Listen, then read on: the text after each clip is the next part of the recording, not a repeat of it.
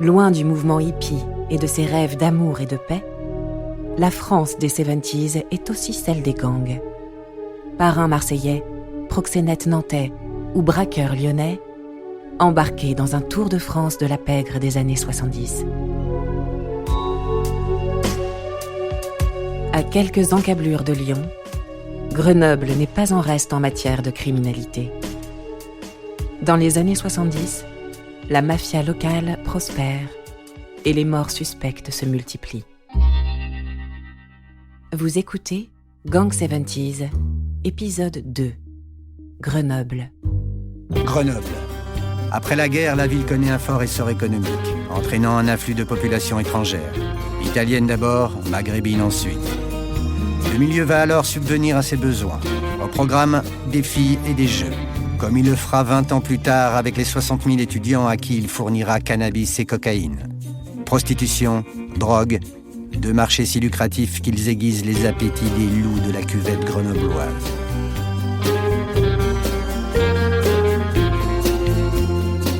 Depuis 40 ans, la ville résonne des coups de feu tirés par ces voyous.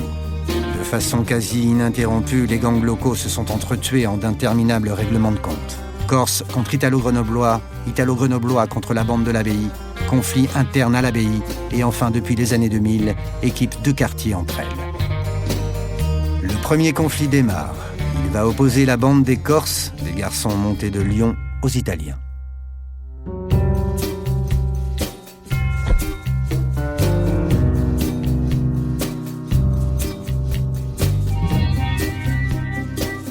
Grenoble est une ville d'immigration. Tous les Italiens du Nord, mais aussi des Siciliens, vont venir s'installer à Grenoble. André Verret, ancien journaliste au Dauphiné libéré. Les parents s'installeront à Grenoble pour travailler. Ils trouvent du travail, notamment dans le bâtiment.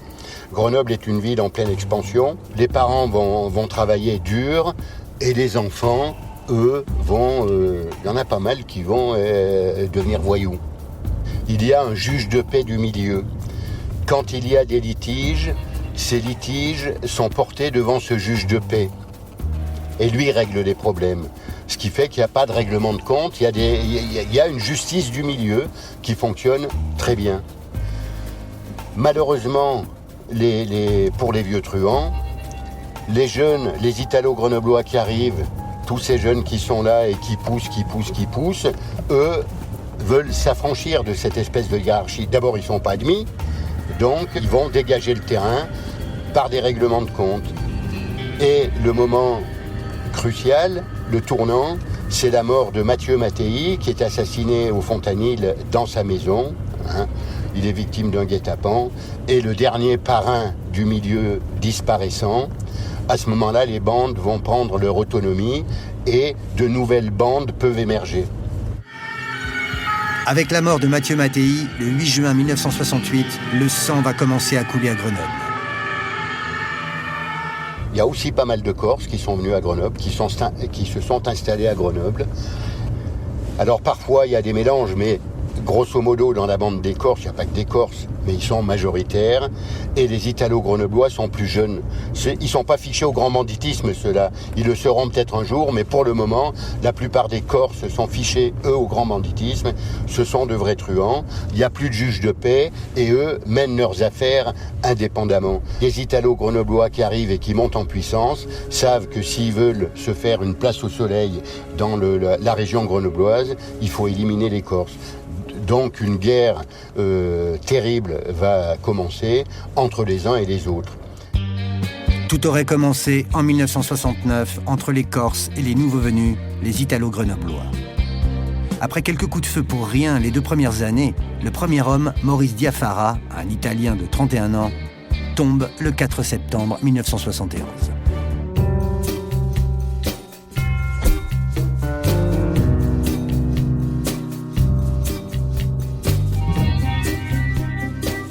Le milieu grenoblois reposait sur les activités traditionnelles du milieu. C'était le contrôle de la prostitution, le contrôle des bars de nuit, le racket. Michel Néret, ancien directeur adjoint de la police judiciaire de Lyon. L'attaque à main armée, la séquestration, c'était ça. À l'époque, ce qui constituait le gros du milieu. C'était le contrôle de la nuit grenobloise, le contrôle des trottoirs grenoblois. Dans les années qui suivent, les rangs des deux équipes vont se clairsemer régulièrement jusqu'en 1975 et le guet-apens de la Napoule près d'Antibes. Ce jour-là, Gavin Coppolani, né à Ajaccio en 1943, est considéré comme le patron des Corses, accompagné de Louis Andreucci, 32 ans, et Léo Karagias, 43 ans, tombe dans un piège. Prévenus d'une réunion de l'équipe rivale sur un parking, ils s'y rendent pour faire place nette et sont pris sous le feu de l'ennemi planqué derrière un mur. Andreucci et Karagias meurent tandis que Coppolani s'en sort et part pour 7 ans derrière les barreaux.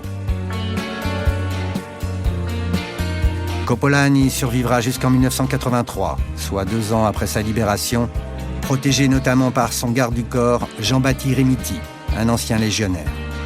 Remiti part un jour en Corse pour passer quelques temps dans sa famille. André Verret. Les Italo-Grenoblois profitent de cette absence pour flinguer Coppolani à proximité de son domicile.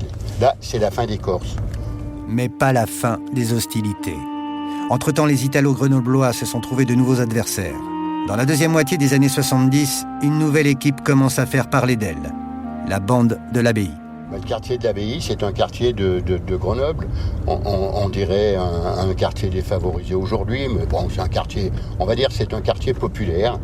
Il y a quelques grands immeubles, mais c'est pas un grand ensemble. Et là, les jeunes de l'Abbaye, qui sont assez unis, oui, se lancent dans la délinquance. D'abord la délinquance, la petite délinquance, et puis finalement, au fil du temps, on constitue une bande qui est redoutable. C'était un milieu un petit peu gitan sédentarisé sur le quartier de l'Abbaye, qui était un quartier assez difficile d'accès, où donc les gens se sentaient complètement Michel Néret. protégés dans cet espace un peu bien délimité. Depuis 1976, la bande emmenée notamment par un certain Jean-Antoine Bavière, dit Nani, fait parler d'elle. Cette année-là, un Italo-Grenoblois, Léopold Palermo, est abattu et l'on murmure que l'abbaye n'y serait pas étrangère. Dans les années qui suivent, la ville connaît désormais ses traditionnels règlements de compte. En 1977, Grenoble vit sa Saint-Barthélemy des Truands. 3 Italo-Grenoblois sont abattus à leur sortie de chez Papa, un bar de la rue Saint-Laurent, par 7 tireurs. Il y a souvent des règlements de compte avec 2 victimes, voire 3 pour la Saint-Barthélemy de la rue Saint-Laurent. 3 truands qui sortaient à 3h du matin d'une boîte de nuit sont flingués par 5 ou 6 tireurs. À partir de 1979, c'est une guerre, cette fois interne, qui ensanglante la bande de l'abbaye. Tu sais, quand on a l'habitude de flinguer pour un oui, pour un non, finalement, on règle ses comptes aussi au sein de la même équipe. En avril 1979, Dominique Raskia est abattu en plein cœur du quartier de l'abbaye. 2 autres membres de la bande à Bavière sont interpellés et identifiés. Le litige porterait sur le partage d'un butin.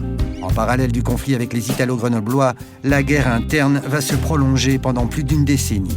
Jean-Antoine Bavière est finalement assassiné en septembre 1990 et son rival, Michel Planck, abattu au volant de sa voiture en novembre 1993. En 1981, Catiglione, adversaire des Corses, et son ami Charousset, patron de bar, sont tués à la sortie du Drac Ouest, la grande boîte de Grenoble. En janvier 1988, les 2 frères Cornec sont tués au bar Le Marly. Il s'agirait d'une nouvelle guerre interne, cette fois au sein des Italo-Grenoblois. 4 ans plus tard, 2 hommes surgissent dans le bar Le Chiquito et abattent 3 consommateurs bien connus des services de police. Nouvel épisode de la lutte fratricide italo-grenobloise. Alors à Grenoble, on fait un peu avec les moyens du bord, parce qu'il y a des règlements de compte qui sont faits au 11-43 comme partout, mais aussi au 7-65, avec des armes de plus petit calibre. Mais majoritairement, les règlements de compte se font au fusil à canon scié. C'est des balles pour la chasse au sanglier, ça arrose et c'est plus efficace finalement. Il n'y a pas besoin d'être un très bon tireur pour arriver à ses fins. Mais ces règlements de compte ne se font pas tous à l'arme à feu. Il y a un certain nombre de truands dont on n'a jamais retrouvé les corps, qui sont portés disparus. Dans la rumeur, pas publique, mais la rumeur du milieu, la rumeur des voyous, dit qu'ils sont au fond du lac de Charavine, qu'ils ont été enroulés dans du grillage, coulés dans du béton et qu'on les a jetés dans le lac de Charavine. Ce lac de Charavine, qui est situé à 30-40 km de Grenoble, est un lac qui est réputé pour sa dangerosité et sa profondeur. L'ombre des machines à sous plane alors sur les coups de calibre. Après la prostitution, c'est les machines à sous. La prostitution, ça marche plus, d'abord parce qu'il n'y a plus de prostituées. Avant la drogue, il y a eu les machines à sous. La drogue et plus particulièrement les stupes vendus par les nouveaux caïds issus des cités grenobloises. De février 2007 à septembre 2008, on relève 10 morts. Là, on a manifestement affaire à une guerre de deux gangs, bien implantés géographiquement, puisque en fait c'est deux quartiers. C'est le quartier de la Villeneuve d'un côté et le quartier de Fontaine, de l'Alma de l'autre, avec une guerre sur toile de fond, le contrôle du trafic de stupéfiants dans ces quartiers. Voilà, c'est l'origine des premiers règlements de compte.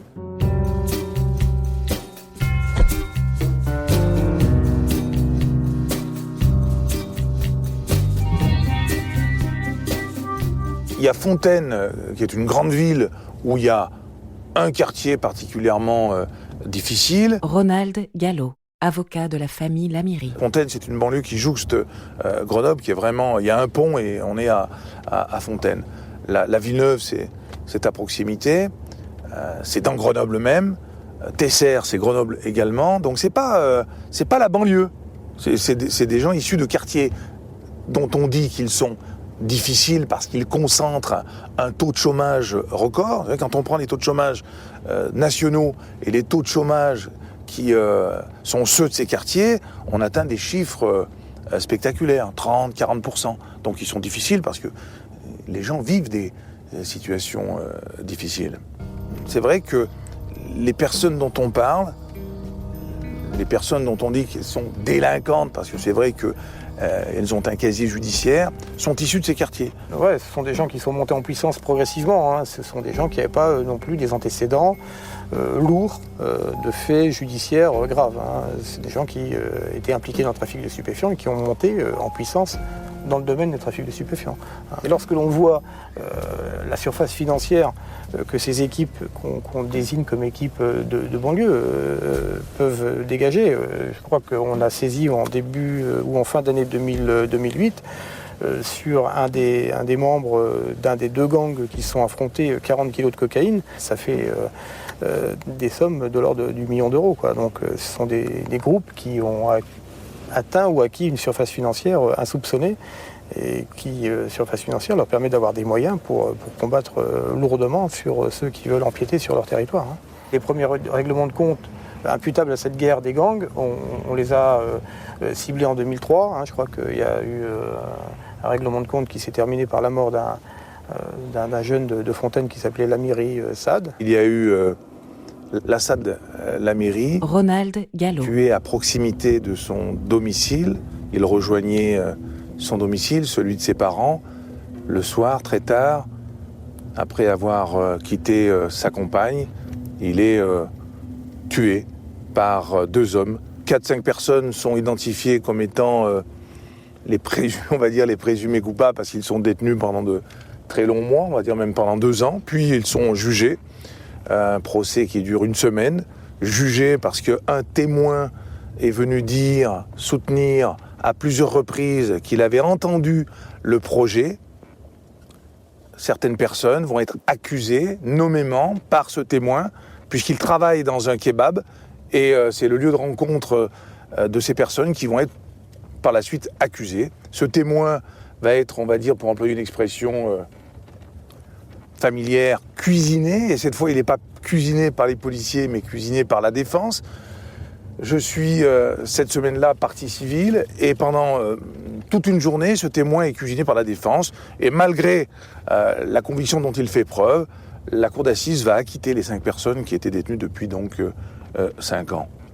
Coïncidence, à partir de cette époque-là, est survenue une phase de règlement de compte multiple qui a opposé 2 gangs. Donc le gang de la Villeneuve et le gang de l'Alma et de Fontaine. Le conflit sur fond de trafic de stupes qui a coûté la vie en janvier 2003 à Lassad Lamirie, 27 ans, tourne à la vengeance. En février 2007, 15 jours après l'acquittement, une fusillade fait 2 morts sur un parking de Fontaine. Les règlements de compte vont alors s'enchaîner. 2 semaines après, 3 garçons sont abattus à Sassenage par 2 faux policiers. 1 mois après, le 28 avril, des proches des 3 précédentes victimes tombent dans un guet-apens sur un petit chemin à Champagné. Un mort, un blessé grave. Le 31 octobre, ce sont 2 cousins de 30 et 35 ans qui sont descendus au cœur du quartier de la Villeneuve. Nous avons affaire à des gangs rivaux qui veulent donc assurer la mainmise sur d'autres quartiers. Le 24 décembre 2007, Miloud, 33 ans, tombe à Fontaine. Et puis, quelques mois après, le frère, Sgaïr Lamiri, qui est incarcéré à la maison d'arrêt de Vars, à proximité de Grenoble, lui va être assassiné dans la courte promenade de la maison d'arrêt de Vars par ce qu'on appelle, quand on n'a pas peur des anglicismes, un sniper, tranquillement installé dans la montagne, qui surplombe la maison d'arrêt, qui va tirer à 5 reprises, blessant et tuant donc Sgaïr Lamiri. Je déplore que des personnes jeunes, notamment Sgaïr Lamiri, qui avait été condamné récemment. Et condamné, quand on est condamné, on est protégé. Et on constate que même protégé dans une maison d'arrêt, on ne l'est pas réellement. Ce qui m'inquiète, c'est que dans une maison d'arrêt où les problèmes avaient été identifiés, hein, où les magistrats avaient dit c'est pas possible de laisser une colline qui est un véritable promontoire qui permet tout et n'importe quoi, là-bas qu'on ait laissé faire. Sgaïr Lamiri, qui a été tué à l'âge donc de 27-28 ans à la maison d'arrêt, initialement c'est un bachelier qui a commencé des études d'économie, je pense, de mémoire, qui est un boxeur de qualité, qui a rencontré Brian Asloum. Et donc, il est sur, on va dire, c'est un fils d'immigré tunisien, mais qui est la fierté un peu de la famille. Puis, il connaît un accident assez grave, triple fracture du bassin, qui vont l'écarter et des rings et des études. Et comme il habite Fontaine, où les rencontres l'exposent, eh bien, il va tomber parce que comme il est exclu à cause de cet accident, il va lui aussi subir la tentation de l'argent sans doute facile. Les 2 membres de la famille Lamiri sont au départ des personnes dont on peut dire rapidement qu'ils sont sur la bonne voie. La bifurcation leur aura été fatale dans un nouveau milieu qui n'hésite pas à faire parler les armes de manière radicale. C'est-à-dire que la vie des hommes ne représente plus rien pour ceux qui s'entretuent dans cette ville, mais ma thèse c'est que est-ce qu'elle représente beaucoup de choses par ailleurs ?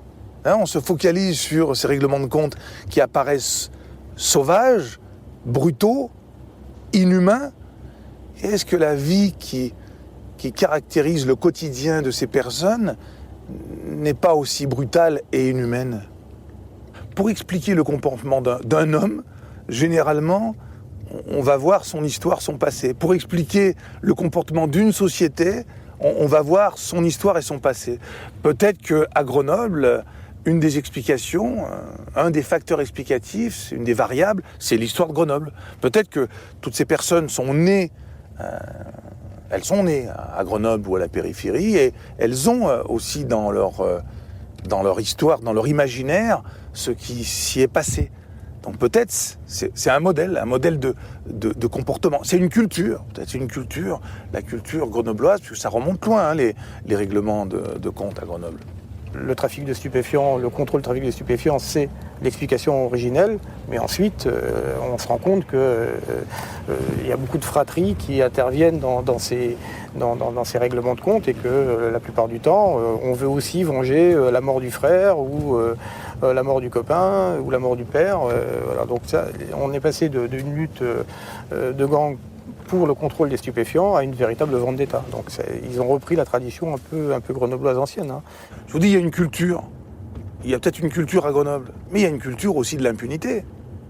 À partir du moment où, on le sait, il y a eu de nombreux crimes qui n'ont jamais justifié de procès, peut-être que ça aussi facilite ce type de comportement. Et quand on sait que pour une fois, il y a un procès retentissant à Grenoble et que les personnes qui sont renvoyées sont acquittées 2 fois, on peut aussi peut-être considérer que ça favorise l'accélération. La justice, elle est rendue soit dans les enceintes judiciaires, et si ce n'est pas le cas, elle est rendue dans la rue. Et à Grenoble, cette justice a rendu ses verdicts et appliqué ses sentences avec régularité. C'est assez régulier finalement, il y a régulièrement des règlements de compte.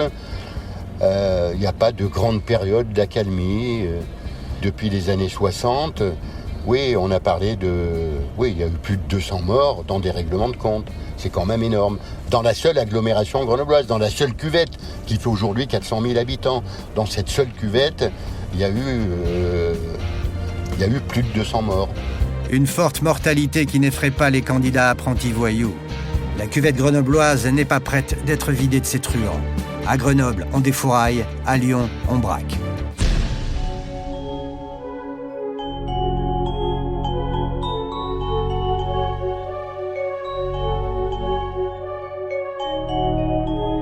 Vous venez d'écouter Gang 70s. Si vous avez aimé ce podcast, vous pouvez vous abonner sur votre plateforme de podcast préférée et suivre Initial Studio sur les réseaux sociaux. Gang 70s est une coproduction Initial Studio et Label Image. Production Sarah Koskiewicz. Montage Camille Legras et Victor Benamou. Musique Arnaud Denzler. Illustration Luc Grieux. Avec la voix d'Elsa Hamnan.